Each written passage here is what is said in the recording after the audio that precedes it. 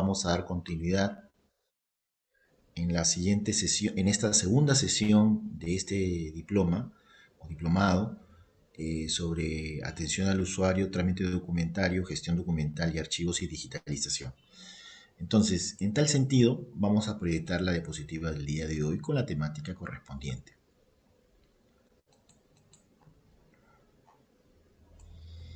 Bien, el día de hoy vamos a hablar un poco sobre el tema que nos lleva a pensar cómo debemos organizar nuestros documentos. Y ello va a revertir también en varios conceptos que nosotros tenemos que adaptar a nuestra gestión pública, a nuestra gestión de atención al usuario, los documentos que vamos a ir organizando y trabajando. Vamos a hablar sobre la terminología relacionada con los documentos y en sí de los archivos, ¿no? Vamos a ver lo que son tipologías documentales, lo que es un formato, lo que es una forma, lo que es una clase. Vamos a hablar de lo que es un documento, para luego pasarnos a un tema importante también, que es la transparencia y acceso a la información. Vamos a hablar de algunas normas que están tomadas en cuenta en el desarrollo de esta temática de transparencia y acceso a la información. Y luego emplearemos uno de los primeros procesos técnicos para el tratamiento documental. Y básicamente es la organización de documentos archivísticos. Ahí vamos a hablar de tres cosas: de la clasificación, de la ordenación o control y de la asignación o codificación, que son tres procesos importantes que, junto con el de identificación, conforman el proceso de organización de documentos archivísticos. Entonces, pues vamos a empezar con la definición concreta. Primero, tenemos que pensar en una terminología.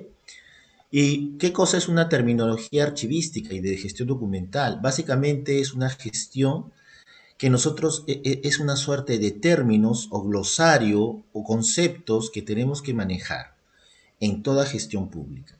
Entonces, en una gestión pública es necesario contar con los insumos que nos permitan reconocer cómo empezar a trabajar los documentos. Y eso en el ejercicio siempre de nuestras funciones. Entonces tenemos que tener en cuenta siempre la terminología o el diccionario o el glosario de la información documental y archivística. Vamos a recordar algunos conceptos que son importantes para poder identificar nuestra labor y luego de ello vamos a empalmar con el tema correspondiente a la archivística y a la gestión documental con la transparencia y acceso a la información. Primero, vamos a hablar sobre el término, digamos, cuál es la esencia de todo tipo de gestión documental y archivos. ¿En qué se parece la gestión documental y archivos? En que los dos tratan básicamente sobre documentos. Entonces, esto nos permite a nosotros aclarar ciertos términos desde el punto de vista de la ciencia de los documentos, estamos hablando de los archivos, y desde el punto de vista legal en el Perú. Vamos a darnos cuenta que existen ciertas contradicciones que nosotros tenemos que dejar de lado para poder trabajar adecuadamente nuestra información. ¿Qué cosa es un documento? Un documento es un objeto material porque incluso hasta los documentos electrónicos tienen un medio o un soporte que se puede tocar.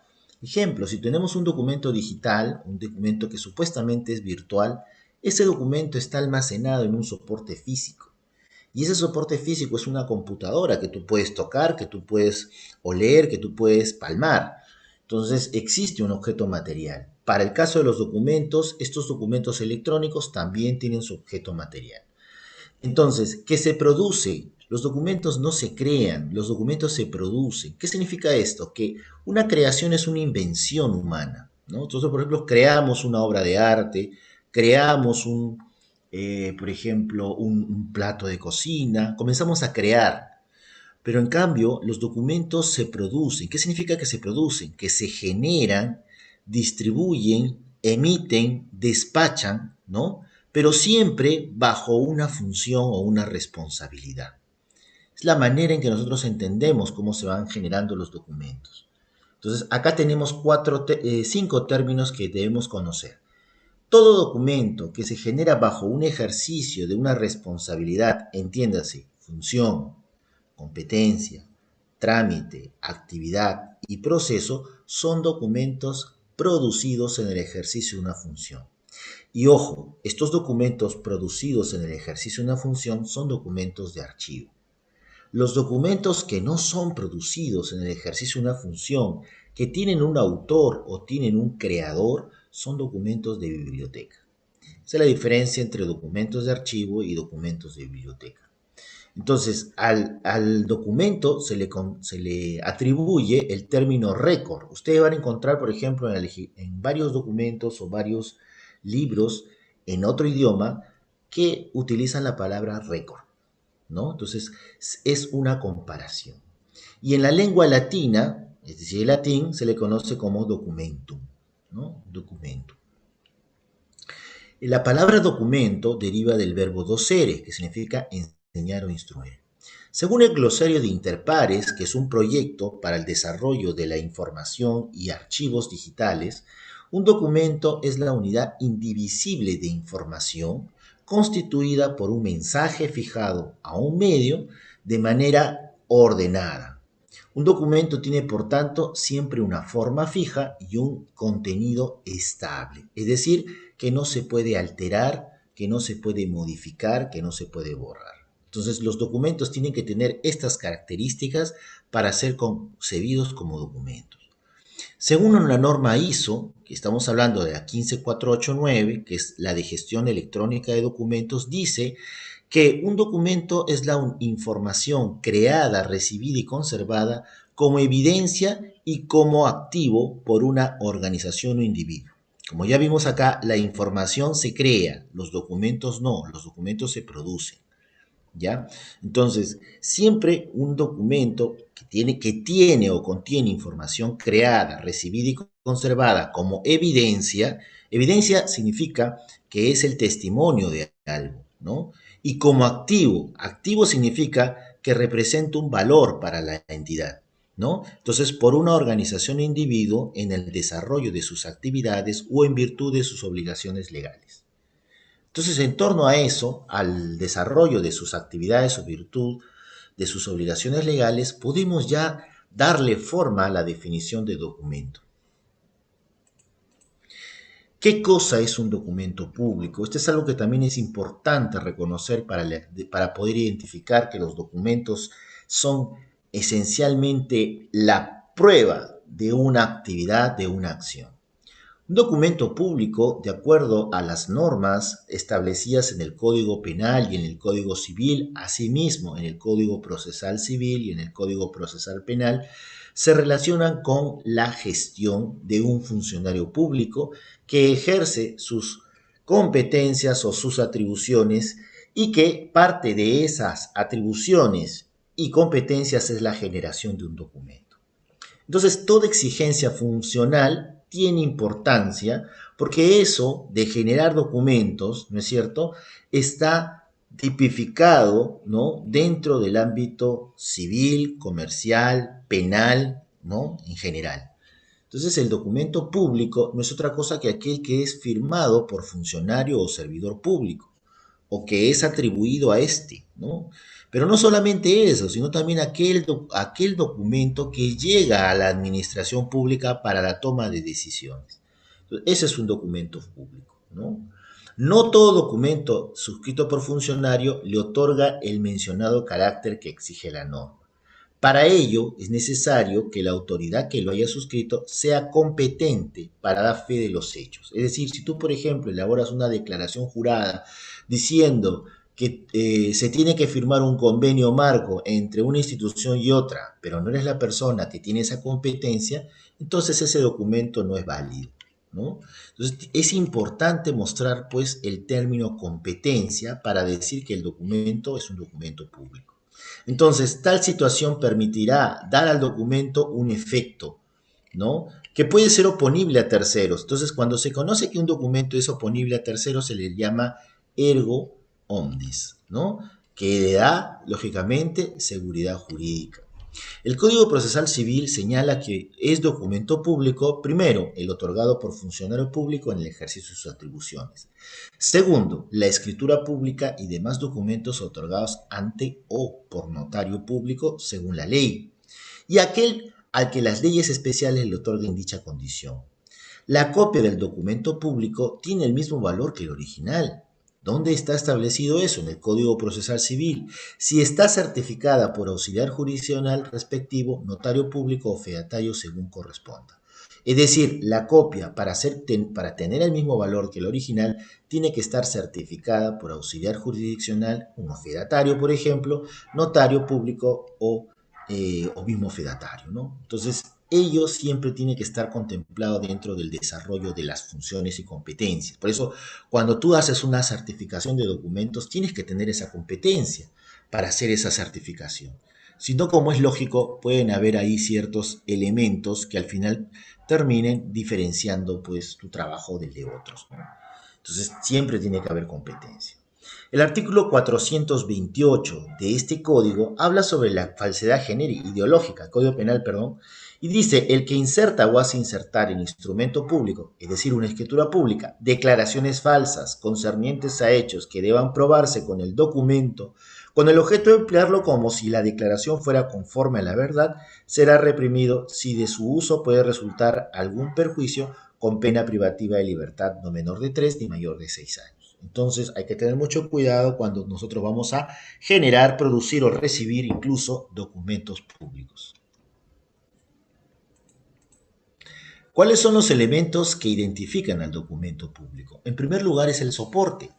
Todo documento, como ya lo mencioné, tiene un soporte, tiene una corporeidad física y puede ser desde una tablilla de barro, en el caso pues de nuestros antepasados, o en el caso de la cultura sumeria, sumero-caldea, en el antiguo Oriente, hace 5000 años antes de Cristo, ¿no?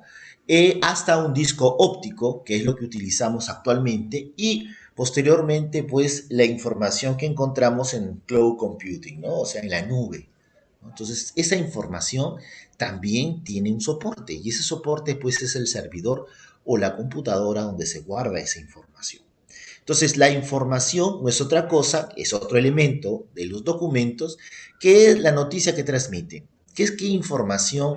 No es otra cosa que los datos, noticias, alertas que transmite el documento que nosotros estamos generando o produciendo en el ejercicio de nuestras funciones. Y el tercer elemento que nosotros debemos considerar en esta suerte de identificación de documentos es el registro. ¿Cómo reconocemos ese registro? Pues en la fijación de la información en este soporte, ya sea mediante tintas, impulsos electromagnéticos u otra manera. Entonces estos son los elementos que caracterizan básicamente al documento. El documento archivístico ya es otro término que nosotros tenemos que entender. Documento archivístico es el que contiene información, perfecto, al igual que un documento público tiene información, al igual que un documento común tiene información, pero acá tiene una característica que le es propia, ¿no? Que son producidos, es decir, emitidos o recibidos, conservados como evidencia y como activo, ¿no? ¿Por quién? Por persona natural o jurídica, por una institución pública, puede también ser una institución privada, pero que esté relacionado con el ejercicio de su actividad y cualquier otro que se genere como resultado del avance tecnológico. Siempre el documento, para ser archivístico, tiene que elaborarse en el ejercicio de sus funciones o en el desarrollo de una actividad o en virtud de sus obligaciones legales, por una organización o individuo. Para todo efecto legal, toda copia simple y fotocopia debe autenticarse. Asimismo, el original tiene prevalencia sobre las copias, salvo en aquellos casos en que la ley especifique lo contrario. ¿Cuál es la referencia? Es el Decreto Supremo número 008-JUS, que es el reglamento de la ley número 25323. Y asimismo, una directiva emitida por el ente rector del Sistema Nacional de Archivos, que es la directiva número 010 del año 2019 del Archivo General de la Nación, a través de la Dirección de Desarrollo de Políticas Archivísticas. Se emite ese concepto de documento archivístico, ¿no? ¿Cuáles son las características del documento archivístico siguiendo esta misma directiva? Una característica que ustedes deben aprender a identificar de un documento es su autenticidad. La autenticidad significa que no es una copia falsa, ¿no? Que no es un documento falso. O sea, no existe falsedad si ese documento, como es lógico, es auténtico. Entonces tenemos que garantizar que ese documento sea auténtico. Porque si no garantizamos que ese documento sea auténtico, es decir, no esté adulterado, puede estar fraguado, puede ser fraudulento, entonces no tenemos esa consigna de que el documento es un documento archivístico. En segundo lugar, su disponibilidad. Los documentos archivísticos están disponibles para el ejercicio de una función y como tal representan justamente ese ámbito de actividad. Si nosotros identificamos los documentos archivísticos y buscamos su disponibilidad, la disponibilidad hace que podamos tramitar esa información en un trámite documentario, en un proceso de gestión documental. Entonces es disponible esa información para estos fines. Entonces tenemos que dar ese alcance también de esa información que tiene un soporte documental a quien lo solicite. ¿Ya? Vamos a relacionar este término de disponibilidad más adelante con el término de la Ley de Transparencia y Acceso a la Información. Otro aspecto importante, otra característica, es que es inherente el documento a las funciones que les da origen. Los documentos nacen como el testimonio de las funciones o resultado de una actividad. Entonces, están vinculados pues con la función que les da origen, ¿no? Nacen dentro de un proceso natural de actividades, siempre prevalecen los originales sobre las copias. Existen dos conceptos importantes acá, o tres, diríamos, que tienen que ver con las características de un documento archivístico. Primero, fiabilidad. Es decir, existe confianza en que la información que tiene ese documento es válida. No es información vaga, fraudulenta, información que realmente no refleja el contenido de una actividad. Entonces, la fiabilidad es una de sus características. La integridad. Los documentos no se encuentran por separado, divididos en hojas y folios en distintos lugares. No, los expedientes tienen que mantener su integridad.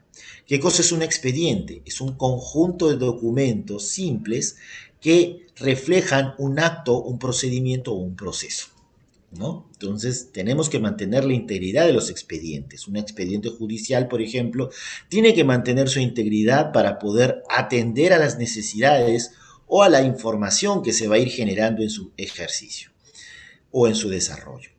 Todo documento se constituye en grupos llamados series documentales y es la materialización de una actividad concreta. ¿No es cierto?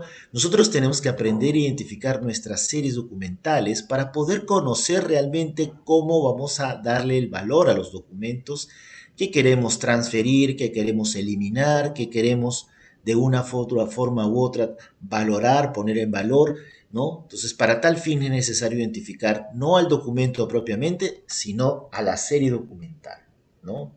Un conjunto de documentos que tienen características comunes, que pueden tener, por ejemplo, el mismo tipo documental o el mismo asunto, ¿no es cierto? Si yo, por ejemplo, tengo una función y mi función es, por ejemplo, controlar el ingreso de personas a una entidad pública, la asistencia, ¿cómo se llamará mi serie documental?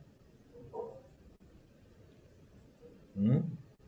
Si entendemos que la serie documental es el conjunto de documentos que tienen características comunes, ¿no? Digo, se constituyen en series que corresponden a la materialización de una actividad concreta. ¿Cómo se llamará mi serie documental? ¿Mm?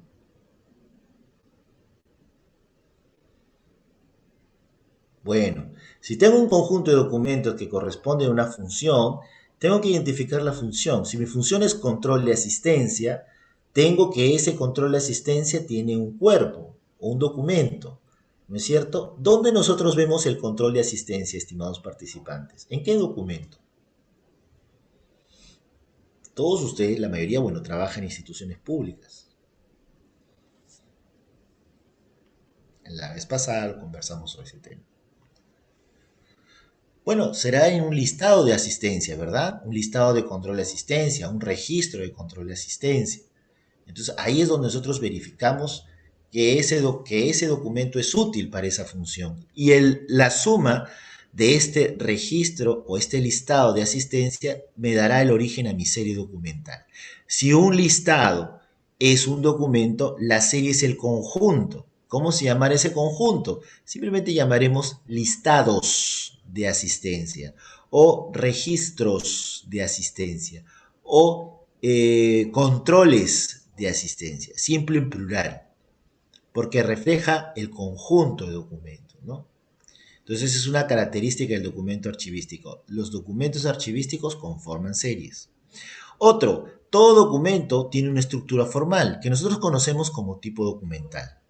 Otro, todo documento en un trámite documentario se puede ubicar y se puede controlar, ¿no? Y ese trámite documentario, desde su gestión, desde su origen hasta su archivamiento o archivo definitivo, sigue una secuencia de gestión documental o trámite, ¿no? Va de la oficina A a la oficina B, a la oficina C y a la oficina D. Ese control de dónde se encuentra el documento es el rastreo, se llama tracity, lo que nosotros conocemos en español como trazabilidad. Y por último, la unicidad. Pero la unicidad no significa que no podamos sacarle copia al documento, sino que los documentos originales son los que prevalecen por encima de las copias en una institución.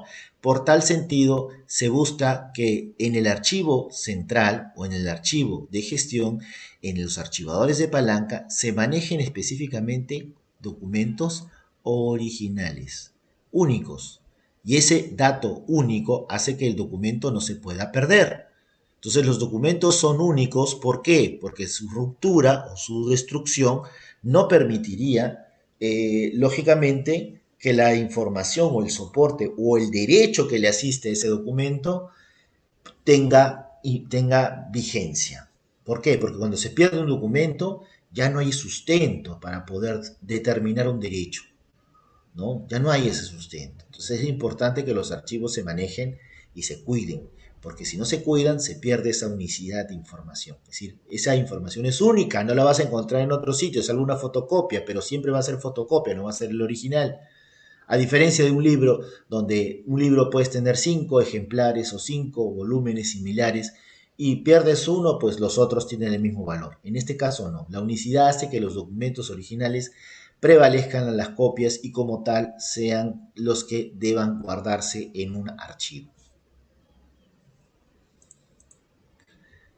Existen otras características de los documentos. Theodor Schellenberg, un investigador y estudioso de los archivos en el año 65, mencionaba, ¿no? Todo documento de archivo tiene carácter seriado, es decir, siempre vamos a constituir series. Génesis significa que se produce dentro de un proceso natural de una actividad y surge como producto de ese proceso natural y reflejo de las tareas de su productor. Exclusividad, que la información que rara vez se encuentra en otro documento no tiene los documentos idéntica extensión e intensidad. La información que se maneja en cada documento es exclusiva. Por ejemplo, un informe no tendrá el mismo contenido de un memorándum. Tienen contenidos diferentes. Los mismos informes, informe A e informe B, no van a tener el mismo contenido o no tienen que mantener el mismo contenido. Luego, otra característica es la interrelación. Entonces, hay un principio de piezas aisladas, documentos sueltos, no tienen sentido. Entonces, los documentos tienen que relacionarse unos con otros para poder garantizar su utilización. Para eso, cuando existe interrelación, ya estamos hablando de un sistema de gestión documental. Tipología documental. Cuando hablamos de tipología documental, estamos hablando de los modelos de documentos que resultan del estudio de determinadas características, citando a la doctora Antonia Heredia Herrera en su libro Lenguaje y Vocabulario Archivístico.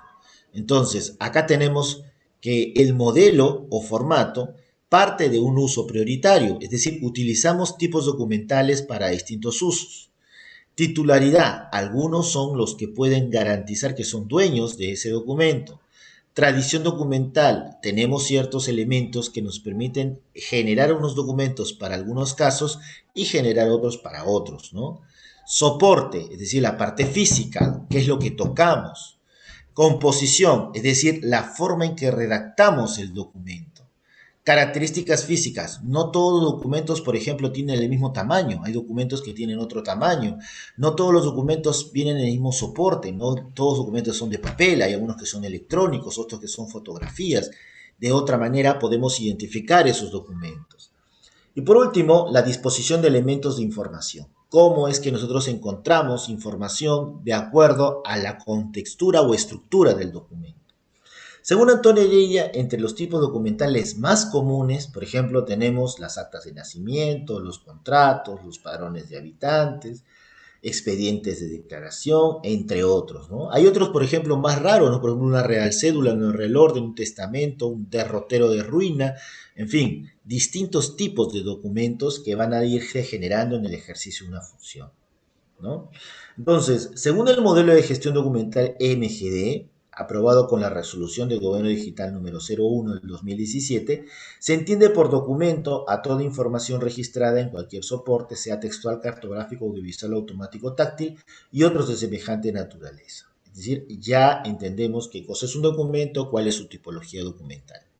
Por ejemplo, si yo quiero enviar, expresar mi amor por una mujer, ¿qué documento tendría que presentar? A ver, alguno de ustedes, ¿qué tipo documental? Una carta, profesor. Una carta, efectivamente, ¿no es cierto? Una carta. Bueno, y los que quedaron de los cursos, del curso, imagínense, todos ustedes se quieren juntar y que saben que ese profesor aburre, da sueño. Vamos a mandar un documento a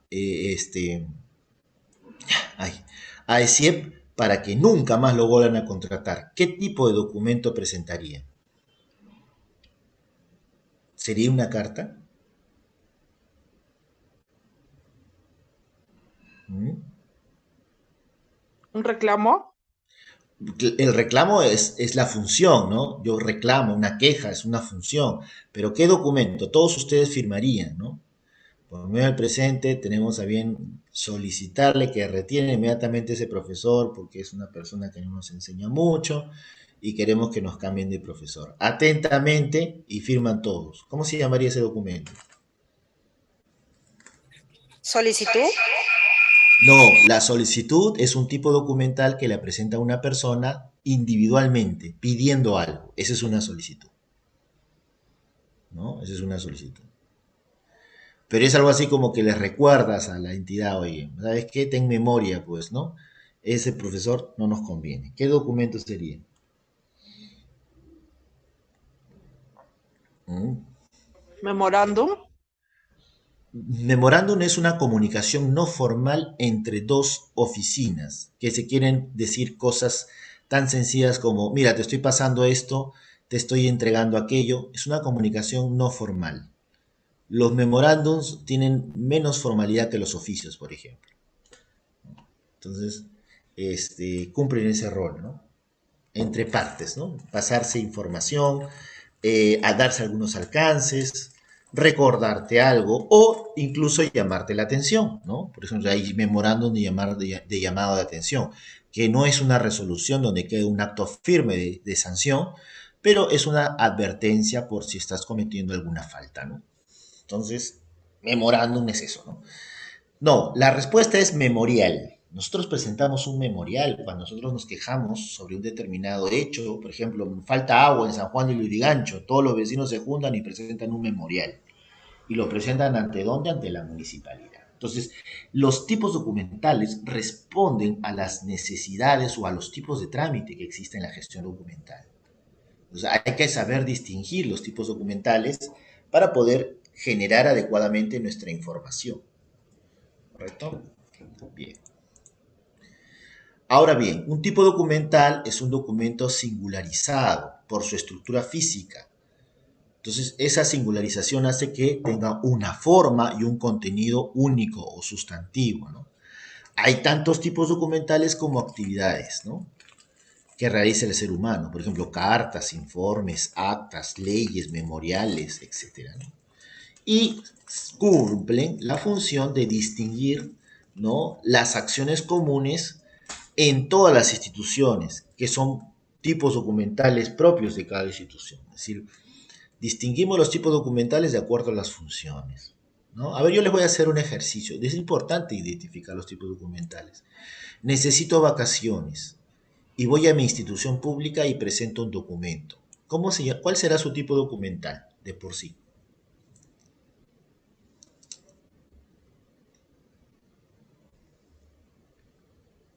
Ahí sí es solicitud. Exacto. Ahí sí sería solicitud. ¿No es cierto? A ver, por ejemplo, a Fiorella Saavedra la acabamos de nombrar socia de un estudio de abogados. ¿no es cierto? Y la llamamos al primer directorio, ¿no? Entonces, todos en el directorio estamos sentados y acordamos, ¿no? A partir de hoy vamos a aumentarle el sueldo a los trabajadores del estudio de abogados y vamos a ponerlo por escrito en un documento. ¿Qué documento será ese?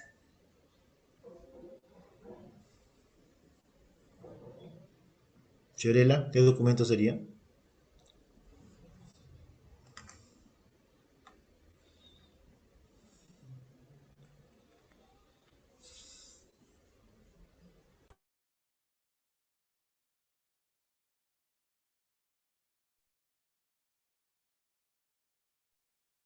Una Te doy un alcance, resolución. Fiorella. Se hace en el acto.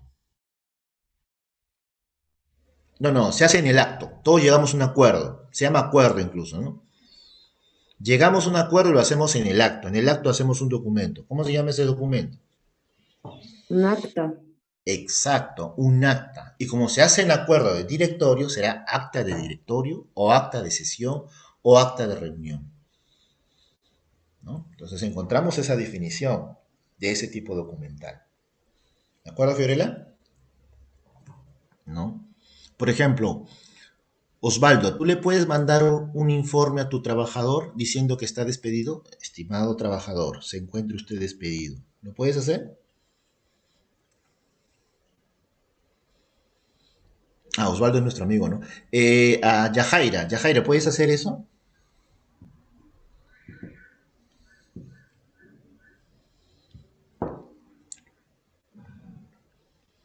O Carlos Luna, de repente. Le mandas un informe a tu trabajador. Estimado trabajador, le informo que está despedido. ¿Es correcto? No es correcto. Porque los informes son reportes de acciones al inmediato superior. No le puedes mandar un informe a su subalterno. Tiene que ser al inmediato superior. Al igual que el inmediato superior no te puede mandar a ti un memorándum. Porque el inmediato inferior, perdón, o el trabajador tiene que mandarle o elevar un informe.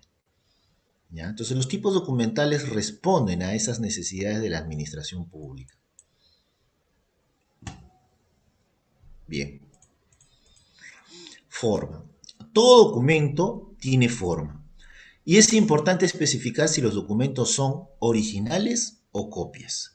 Existen distintas formas de que se puedan visualizar los documentos. Los documentos pueden ser fotocopias, pueden ser microfilms, pueden ser documentos digitalizados o escaneados, pueden ser documentos mecanografiados, ¿no? Pueden ser documentos fotografiados, incluso, que no es lo mismo que un digitalizado, ¿sabes? Porque puede haber una fotografía, pero no un escaneo del documento. En realidad todo eso va a determinar la forma en que nosotros vemos los documentos, pero básicamente son de dos tipos: originales, copias, copias autenticadas, copias certificadas, copias simples, ¿no?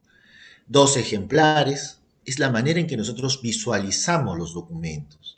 Entonces la forma determina justamente esa fase de identificación.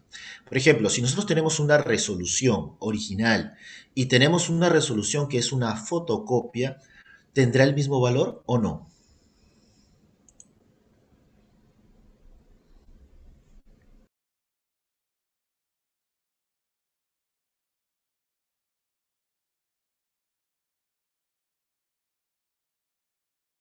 No tienen el mismo valor. Y no tienen el mismo valor porque simplemente los documentos originales prevalecen a las copias. Entonces, si tenemos originales, ya las copias pierden valor. Pero si no tuviéramos una copia, perdón, no tuviéramos un original y si tenemos una copia, la copia asciende su valor a ser una muestra del original.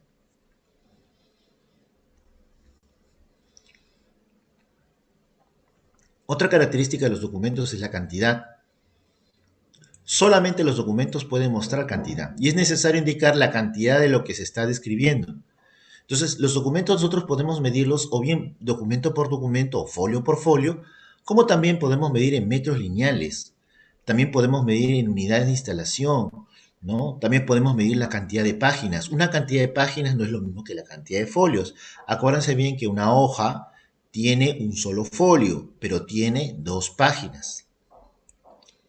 ¿Ya? Una parte que está en el anverso y otra parte que está en el reverso de la hoja. o foja, ¿ya? Pero cuando nosotros tenemos un libro que te dice, ese libro tiene 300 páginas, ¿cuántos folios tiene? 600 folios. Todo lo contrario. El número de páginas es el anverso y el reverso. 150 folios. Exacto, 150 folios. Es la mitad. Vamos a tener siempre la mitad de folios ante un número de páginas. ¿Ya? Una pregunta que siempre me hacen varios alumnos es, profesor, cuando yo digitalizo, ¿qué tengo? ¿Folios o páginas? ¿Qué creen ustedes? Por ejemplo, tienes un informe de 100 folios, que los 100 folios están por ambos lados. Es decir, lógicamente, para ahorrar papel, has impreso en ambos lados, ¿no? Entonces tienes un documento de 100 folios. ¿Ya? Perfecto, tengo mi documento de 100 folios. Ambos lados. ¿Cuántas páginas tiene ese documento? ¿Mm? Vamos a ejercitar, chicos, vamos. ¿Cuántas páginas? 100 folios. Ambos lados.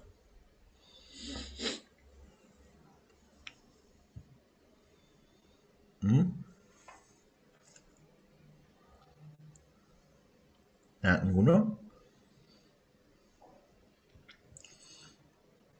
Sería la mitad, ¿no? 50 páginas. Claro, si tenemos un documento de 100 folios, tendríamos el doble, 200 páginas, ¿verdad? Ya. Cuando estas 200 páginas las pasamos a digitalizar, vamos a tener ¿cuántas imágenes? ¿Cuántas imágenes tendríamos? ¿100 folios o 200 páginas?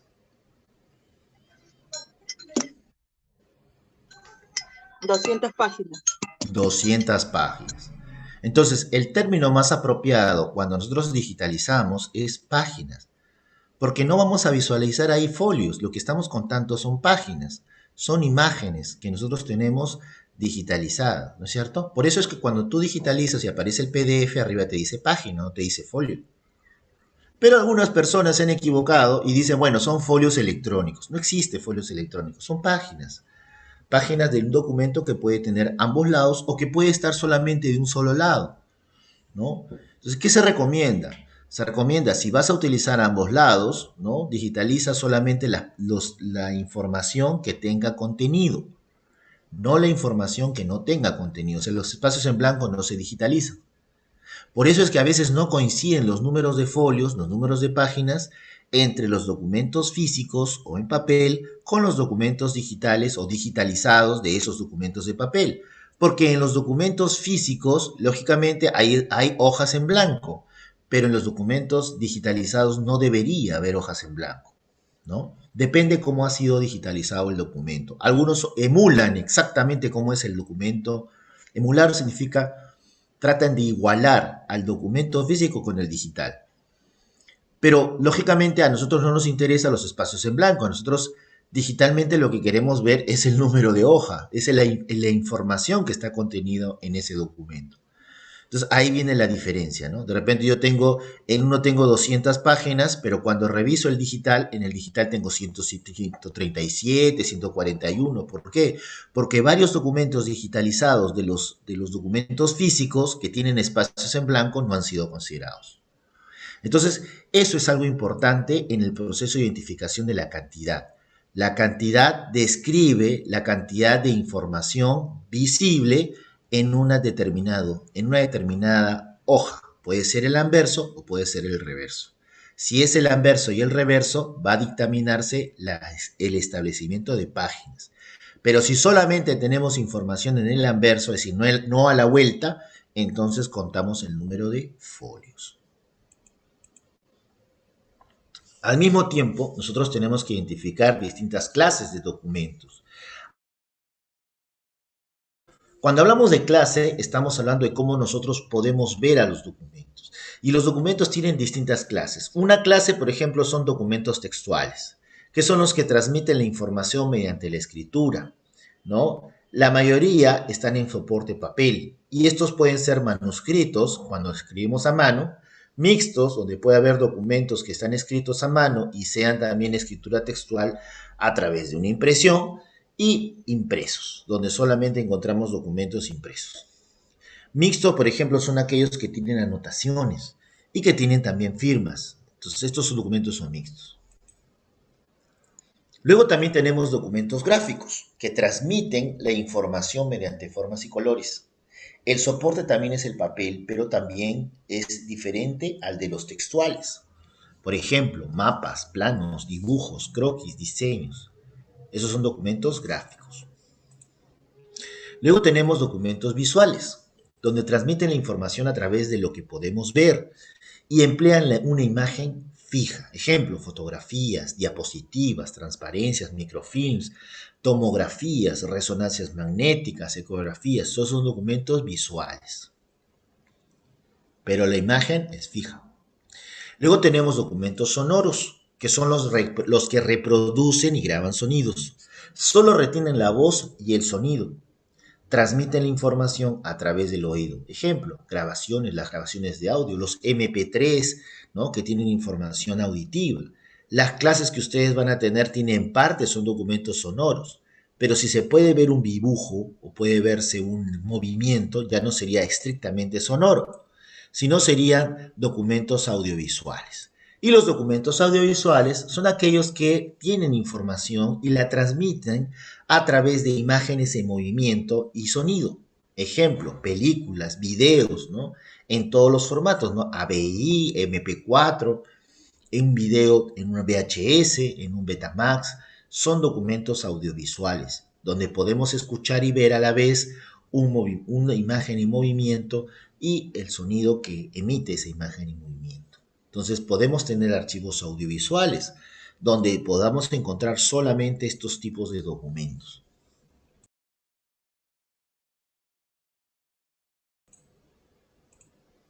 ¿Me escuchan? Hola. Sí se le escucha, profesor. Ok, muchas gracias. Luego tenemos documentos informáticos.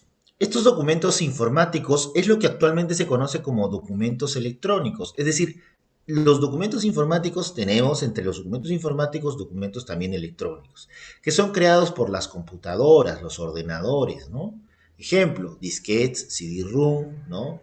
El disco óptico, ¿no? Pero también existen documentos electrónicos generados a través de la intranet, es decir, lo que nosotros tenemos en las oficinas, cuando nos conectamos entre distintas oficinas, la extranet cuando nos conectamos con otras oficinas de otras dependencias u otras instituciones, y la internet, que es la interrelación que guardamos con toda la información que se maneja dentro o fuera de una institución, ¿no?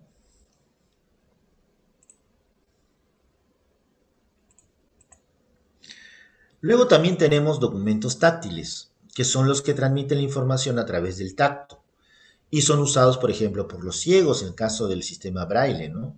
La escritura braille genera documentos táctiles, donde no se puede leer nada si no es a través del tacto, ¿no?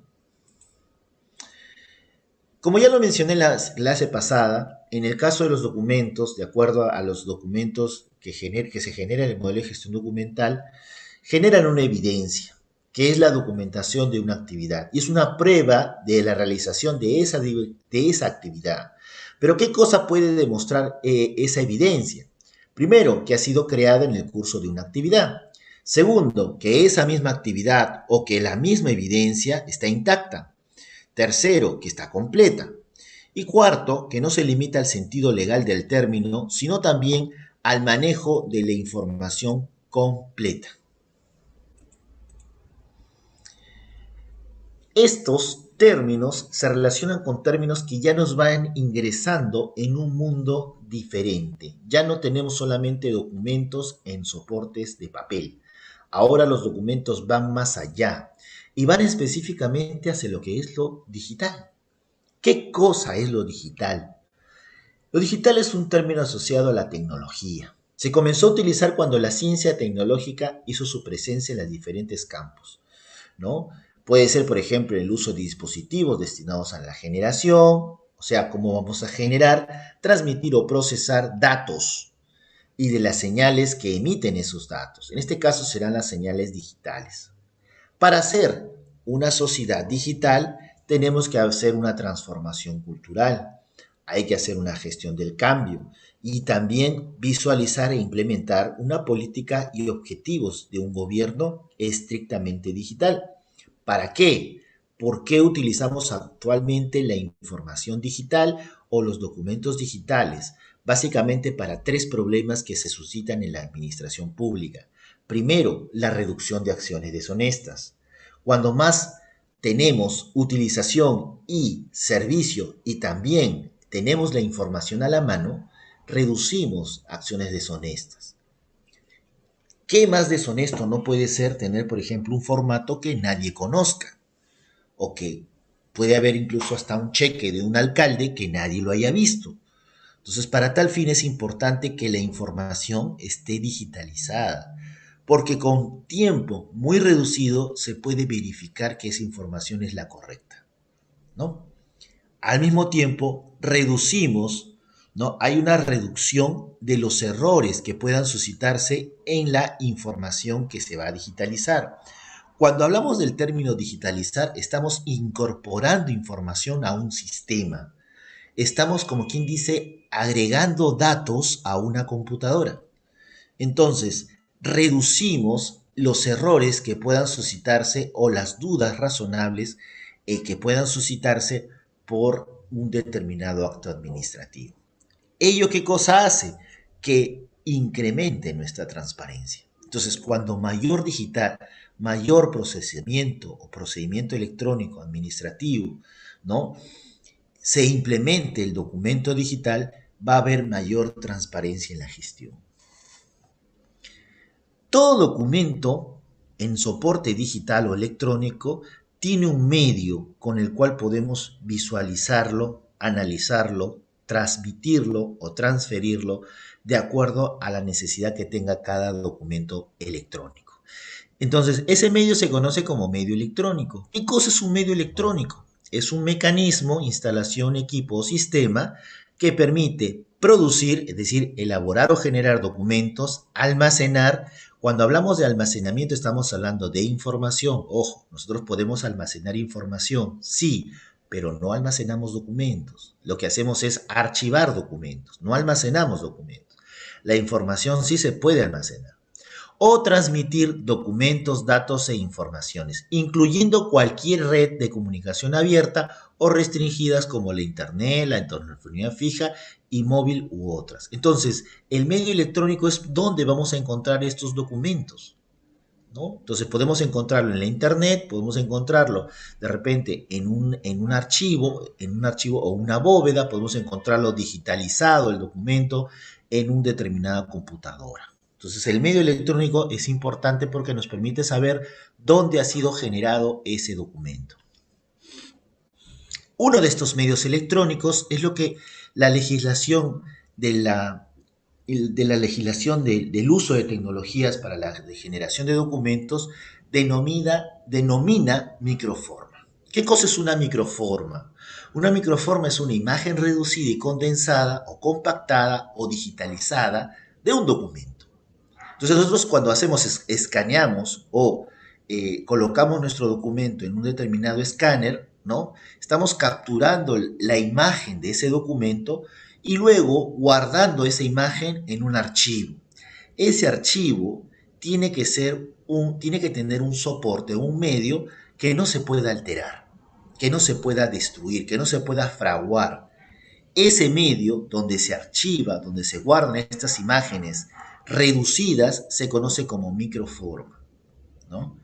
Ahora, el término microforma nace con el documento digitalizado, pero también nace con el documento microfilmado. Por eso es un tipo legal que identifica justamente esa consigna, de que no solamente es documento digital, también puede ser documento microfilmado, ¿no? Entonces, ¿cómo se generan las microformas? Se generan mediante un proceso fotoquímico, es decir, luz y el uso de la célula o película donde guardas ese documento digitalizado, microfilmado, ¿no? Informática, en este caso no utilizas pues estos componentes químicos, sino simplemente la parte electrónica.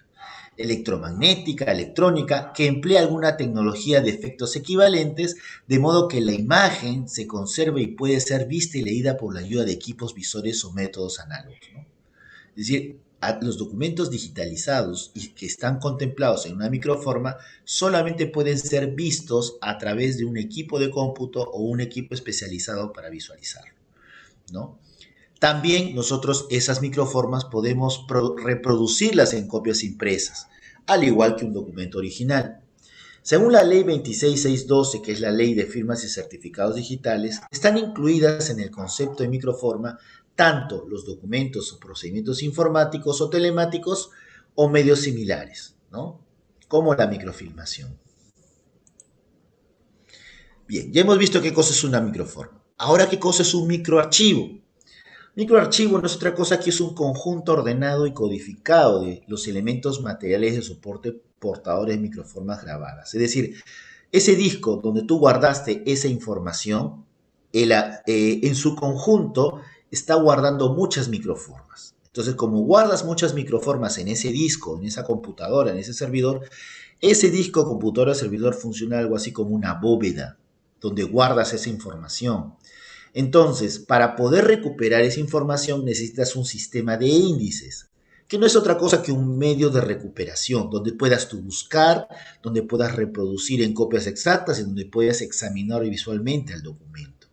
Ese sistema de índices se conoce como microarchivo, ¿no? Entonces, acá estamos viendo, por ejemplo, el microarchivo del Ministerio de Energía y Minas, donde guardan los documentos. Y para poder generar este microarchivo tiene que haber una aprobación, digamos, de idoneidad técnica a cargo de un organismo supervisor de calidad de este tipo de espacio donde se va a guardar esta información, sobre todo para garantizar su seguridad. ¿Quién emite este certificado de idoneidad técnica? Lo emite la SGS, ¿no? La SGS. ¿Hasta aquí hay alguna pregunta?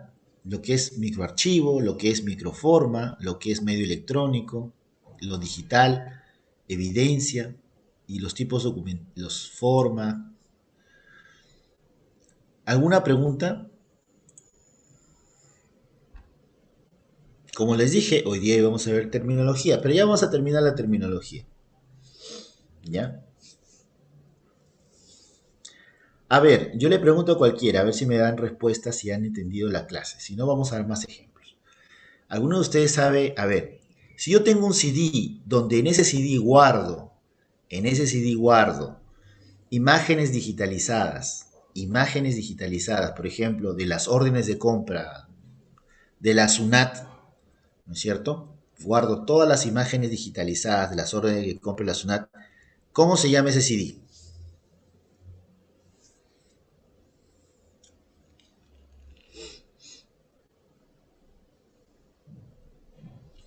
Alternativa A es un microarchivo, alternativa B es una microforma, alternativa C es un medio electrónico. ¿Qué cosa es?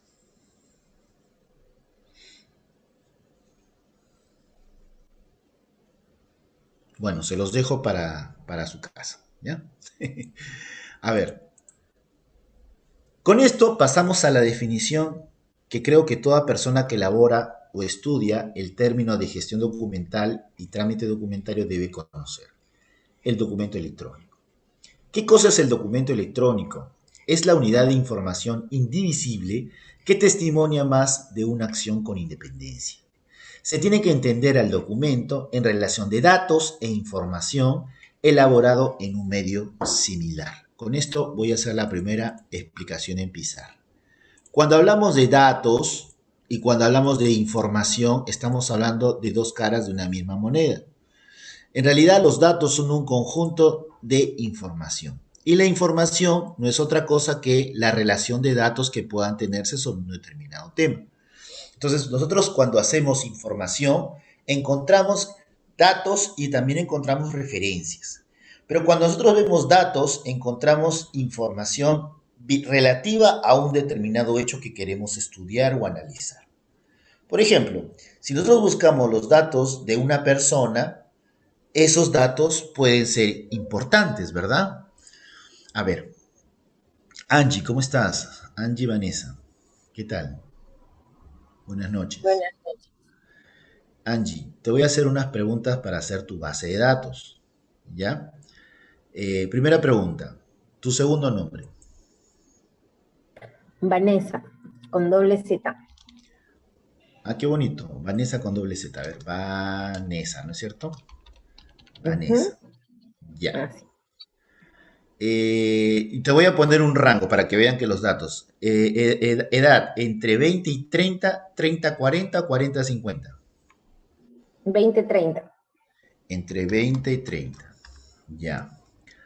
Tu estatura, entre 1,50 m a 1,60 m, de 1,60 m a 1,70 m, 1,70 m, 1,80 m.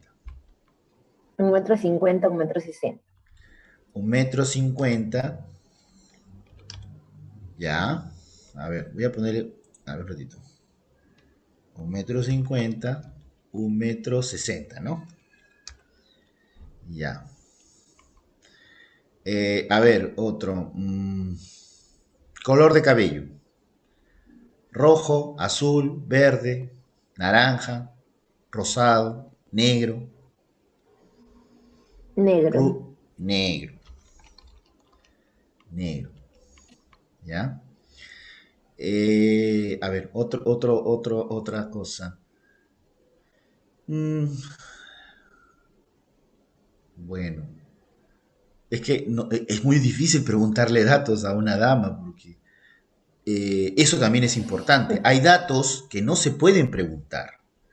¿Por qué no? Porque podrías vulnerar el principio de intimidad. Por ejemplo, yo jamás le haría a usted una pregunta, ¿cuál es su número telefónico?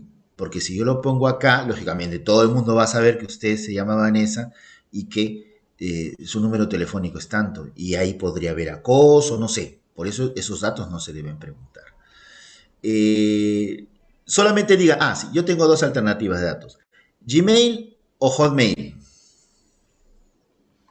Gmail. Gmail, ¿no? O sea, Vanessa utiliza Gmail, ¿no es cierto? A ver, ¿Claro Ujú. o Movistar? Movistar. Movistar, ok. Entonces, Vanessa, muchas gracias, Vanessa, por estas informaciones, por estos datos. Esto es lo que nos acaba de dar Vanessa, son datos. Cada uno es un dato, ¿no es cierto? A ver, si alguien me puede especificar qué tipo de dato es, ¿no? A ver, el primer dato, Vanessa, ¿qué tipo de dato será? A ver, Lisette, ¿qué tipo de dato será?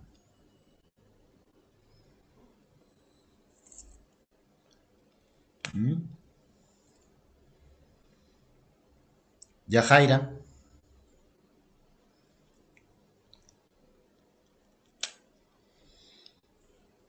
Bueno, voy a explicarles, ¿ya? Datos personales.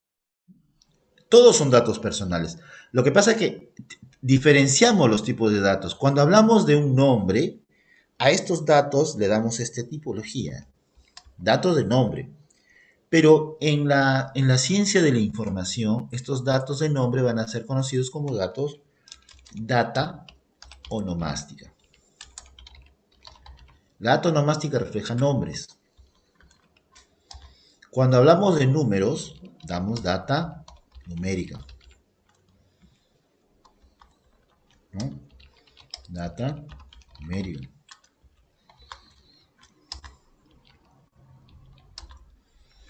Cuando hablamos de colores, cuando hablamos en general de información complementaria, ¿no es cierto? Significa simplemente data auxiliar o complementaria. Cuando hablamos de correos y general, también es lo mismo, data auxiliar, ¿no? Aquí, por ejemplo, no, perdón, data onomástica. ¿Por qué? Porque es el nombre de una empresa, ¿no? Que le brinda el servicio de correo. Y acá también data onomástica, porque es el nombre de una empresa que le brinda el servicio de telefonía. Entonces, nosotros tenemos que aprender a reconocer los tipos de datos que están generándose en torno a Vanessa, ¿no es cierto? Entonces, esta información, ya esta suma de datos nos dan cierta información, ¿ya? Entonces, tenemos información de los datos que estamos produciendo, ¿no? A ver, ¿y cómo deducimos la información? De acuerdo a los datos que nos están dando, por ejemplo, ¿no es cierto? ¿Qué podría yo tener acá? Por ejemplo, ¿qué información tengo yo de aquí? Acá puedo decir, por ejemplo, que Vanessa, todavía no te vacunas, ¿verdad? Todavía. ¿Por qué? Es la información que yo deduzco de los datos que me está dando Vanessa. Entonces, quiero llegar a entender que la información es la referencia de acuerdo a los datos que tenemos de nuestros, en este caso de Vanessa, ¿no? Tenemos información relacionada con los datos que nos ha dado Vanessa, ¿no es cierto? Por ejemplo, si ella dice Movistar, Vanessa, tú estás viendo entonces todos los partidos de otras selecciones que no son, por ejemplo, que otros canales de televisión no lo están pasando, ¿no? Tiene esa suerte, ¿no? Si su cabello es oscuro, no tiene problemas, por ejemplo, de estar comprando tintes de repente, ¿no? Es información que yo deduzco de los datos que ella me está dando, ¿no? Bien. Entonces, eso es lo que nosotros tenemos que encontrar cuando nosotros comenzamos a generar nuestros documentos de archivo. Esa información de los datos que están relacionados con la generación de ese documento. Entonces, un documento no es otra cosa que ese conjunto de datos que nos dan una información sobre un determinado tema, sobre un determinado asunto, ¿no? Ahora bien, los datos de identificación permiten su individualización y puede ser de origen electrónico, como también puede ser capturado en un sistema de gestión documental. Voy a explicar esto. Un documento digital puede ser tanto electrónico como también puede ser generado o capturado en un sistema de gestión documental. ¿Qué significa? Electrónico quiere decir que nació electrónico. Cuando yo generé mi documento, por ejemplo, yo lo generé en Word, ¿no es cierto? Y luego pasó por un procedimiento de transformación y lo terminé generando en PDF. ¿Este documento vio alguna vez el papel o no? De Word a PDF, ¿vio un papel o no? ¿Lo imprimí o no? No. No. Entonces esto se llama de origen electrónico.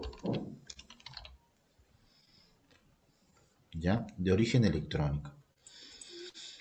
Sí pasa por un proceso de digitalización, pero es un documento que va de electrónico a electrónico. No es un documento que haya nacido en otro soporte.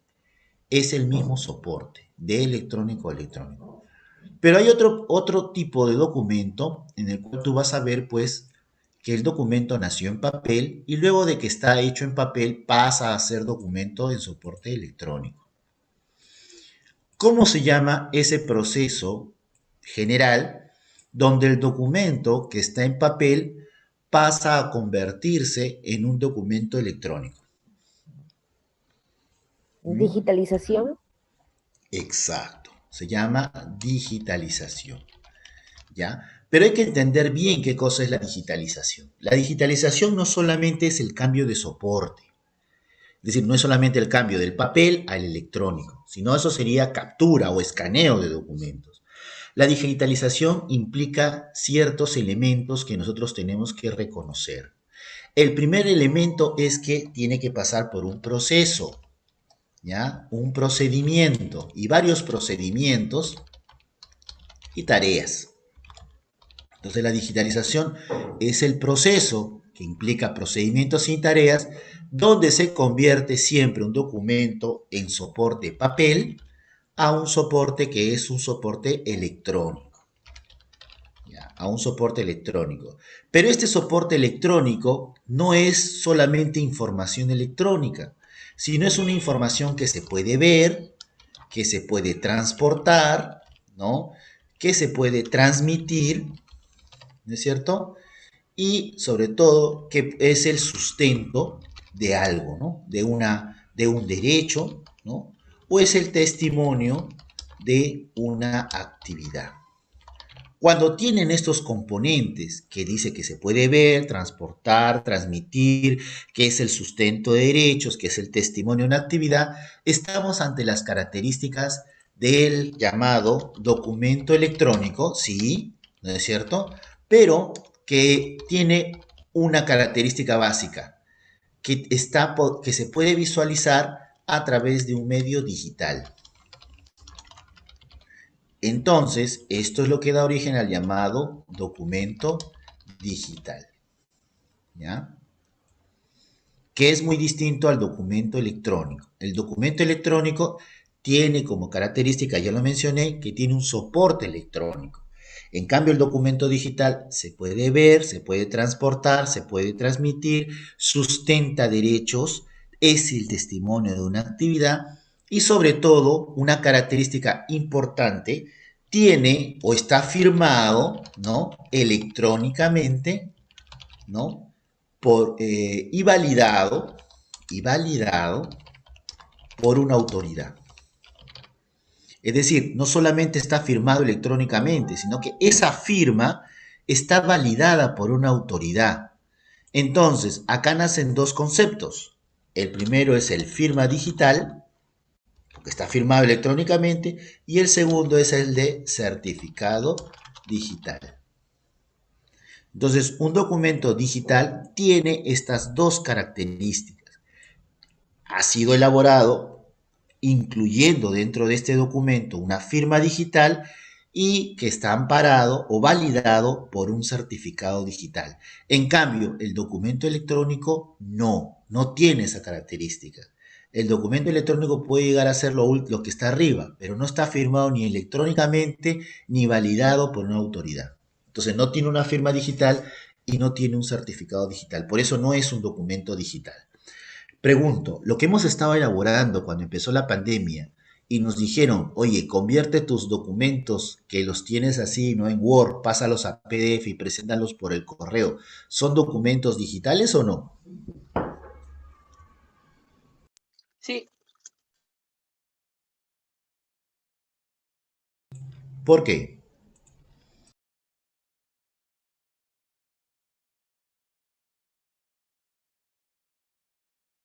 porque pasaron del papel a un medio electrónico. Entonces serían documentos electrónicos. Muy bien, son documentos electrónicos. ¿Pero son documentos digitales?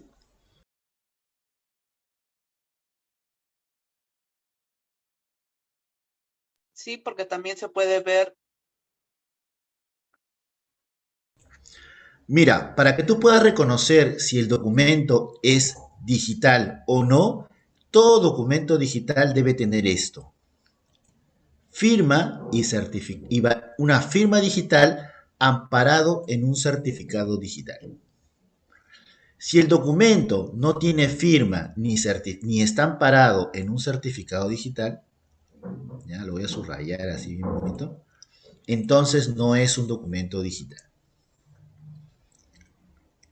Entonces, depende. Si en la pandemia tú has elaborado un documento que no tiene firma digital y amparado en un certificado digital, ese documento solamente es un documento electrónico. Entonces me dirás, profesor, ¿y cómo garantizo entonces que eso? Porque tú lo has presentado por un medio electrónico oficial. ¿Cuál es ese medio electrónico oficial por el cual presentaste estos documentos PDF? A ver, acuérdate. ¿Mm? O fuiste y llevaste el archivo. Oye, te voy a pasar el archivo y creaste una carpeta compartida. Ahí te estoy dejando mi informe. ¿O cómo hiciste para presentar tu informe? O pasaste el documento por WhatsApp. De repente algunos, ¿ah? Oye, te estoy pasando mi informe. ¿Dónde está? Por WhatsApp. ¿Hiciste así? ¿O cómo lo presentaste? Vamos chicos, ustedes pueden. Puede ser WhatsApp, correo electrónico. WhatsApp no, porque WhatsApp no es un medio oficial. El correo electrónico sí. Entonces, tus informes han tenido valor solamente porque los presentaste adjuntos en un medio oficial que es tu correo electrónico. Pero ¿qué pasa cuando las personas presentan de un correo electrónico Gmail a otro correo electrónico Gmail que no tienen la característica de documento oficial? Esos documentos son solamente documentos de apoyo administrativo, pero no tienen valor legal. Acuérdate bien. Entonces, ¿qué tienes que hacer para que tengan valor legal? Pasar por un procedimiento de digitalización. Es decir, todos esos documentos electrónicos tienes que firmarlos digitalmente para poder tener recién ese valor electrónico. Pero hay un pequeño problema. Si tú, por ejemplo, tienes esos documentos en tu bandeja, ¿no? Desde el año 2020 y ahora estamos 2021 y ahora los vas a transformar a digital, la fecha ya no va a ser la misma y puedes tener problemas legales. Entonces, ¿qué se recomienda? Se recomienda que desde un inicio debiste trabajar por un medio digital o un correo electrónico certificado.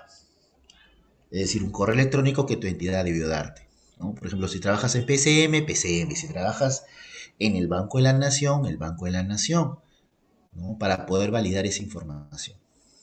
Si no lo tienes, pues lamentablemente difícilmente se puede considerar. ¿Qué cosa hicieron algunas entidades públicas? Algunos no tienen ni correo electrónico. Por ejemplo, los locadores de servicios no tienen correo electrónico, ¿no? Algunos no tenían. Pero presentaban sus informes ¿a quién? A un trabajador que tenía correo electrónico digital. Entonces ahí se puede tener la certeza de que ese documento llegó a la bandeja de la persona. Pero no se puede tener la certeza de que tú lo mandaste, porque puede ser tú, puede ser otra persona, que tú puedes ahí argumentar incluso que hubo otra persona que yo tenía que tenía tu correo en formato digital. Entonces, ¿qué cosas están así? ¿Qué cosas se hace para diferenciar o ayudarte a trabajar? Porque lógicamente no tengo eso. La ley de firmas y certificados digitales dice lo siguiente: tienes que crear un mecanismo para que las personas que no tengan, por ejemplo, no formen parte de tu cuenta, puedan crear sus documentos. Entonces,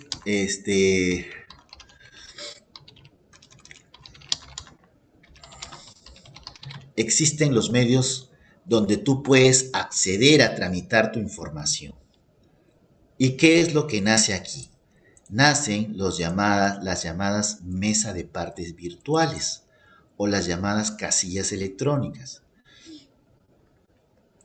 ¿Qué significa esta mesa de partes virtuales o casillas electrónicas? Ustedes están viendo ahorita en pantalla la de la Municipalidad de Los Olivos, que para que tú puedas enviar documentos, tienes que primero identificarte dentro de la sede electrónica. Es decir, este proceso donde yo me identifico, oye, yo soy José Villa, trabajo en tal sitio, por ejemplo, donde digo, ¿no? Acá dice, ¿no? Pon tu número de DNI. Como los ciudadanos tienen un sistema donde se identifican a los ciudadanos, mira, yo voy a poner mi número de DNI, ¿ya?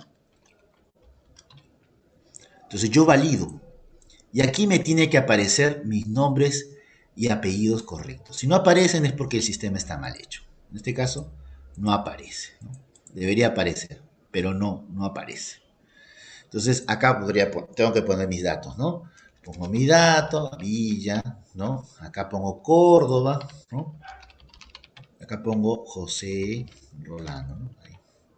Ya, dirección XXXX, distrito Los Olivos, porque yo vivo aquí.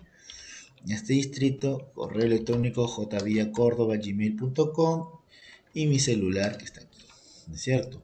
Aquí yo me valido, ¿ya? Entonces, aquí ya estoy validando mi información en su sistema. Y ellos indirectamente están creando un espacio en su sede electrónica, en este caso su página web o su portal, donde están autorizándome para poder hacer el trámite correspondiente. ¿Correcto? Entonces, es la manera en que estamos ingresando al sistema. Esa manera de ingresar al sistema, estimados participantes, se conoce como autenticación. Entonces, nosotros tenemos que autentificarnos o presentarnos. Autentificación, así se llama. Autentificación, ¿de qué tipo? Digital. ¿Cómo podemos autentificarnos digitalmente? Puede ser a través de que nosotros tengamos un DNI electrónico o que tengamos una casilla donde ponemos nuestros datos de referencia para tramitar algo. Entonces tiene que haber un proceso de autentificación digital. Lógicamente, este proceso de autentificación digital nace si tú no tienes una firma digital o tienes un certificado digital atribuido a tu identidad digital en tu institución. Pero si tienes, simplemente firmas. Pero si no tienes, tienes que autentificarte digitalmente. Es decir, las entidades públicas tienen que darte un espacio donde te puedas autentificar para hacer los trámites correspondientes. ¿Ya? Entonces, eso es importante porque así podemos recién garantizar que ese documento que no tiene, por ejemplo, un correo electrónico institucional y que el ciudadano quiera obtener un beneficio o una tarea o hacer una actividad o hacer un trámite, pueda autentificarse y pueda ser ya reconocido con una identidad electrónica o una identidad digital. ¿Correcto? ¿Alguna pregunta hasta aquí?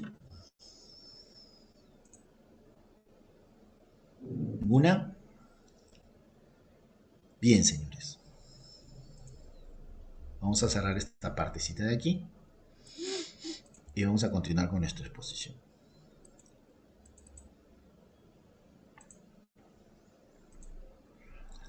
¿Cuáles son los componentes de un documento electrónico? Básicamente son la imagen, o sea, lo que vemos en pantalla, los metadatos, que son los datos que van a ir adjuntos al documento electrónico, o bien datos que nosotros le agregamos a ese archivo digital o a ese archivo electrónico, o bien datos que el propio sistema va a ir ingresando a cada documento, ¿no? Y por último, la firma electrónica, que en este caso será la firma digital. Un documento digital es el producto electrónico de una responsabilidad. En ese caso, tenemos que identificar cuál es esa responsabilidad, una función, una competencia, un trámite, un proceso, un procedimiento, una actividad. Siempre se emite o recibe en un entorno de naturaleza electrónica. Los documentos digitales no son digitales necesariamente si se imprimen. Es decir, si tú tienes un documento digital, no se necesita, y repito y lo subrayo, imprimir para que el documento tenga valor. No se necesita. Por eso, si te dan un certificado digital de haber participado, por ejemplo, en este curso, y tú le pides, no, yo quiero un documento de papel, no se necesita. No necesitas un documento de papel, porque el documento digital tiene todos los componentes que le dan seguridad a ese archivo. Y es más, a veces es mejor tener un documento digital que tener un documento en papel. ¿Por qué? Porque el papel a veces no lo puedes portar. A veces estás en un sitio, uy, me olvidé mi documento digital. Sí, pero en mi correo está mi certificado digital. Y ese certificado digital simplemente se lo pasas a la persona, entras a tu correo y se lo pasas y se acabó el problema.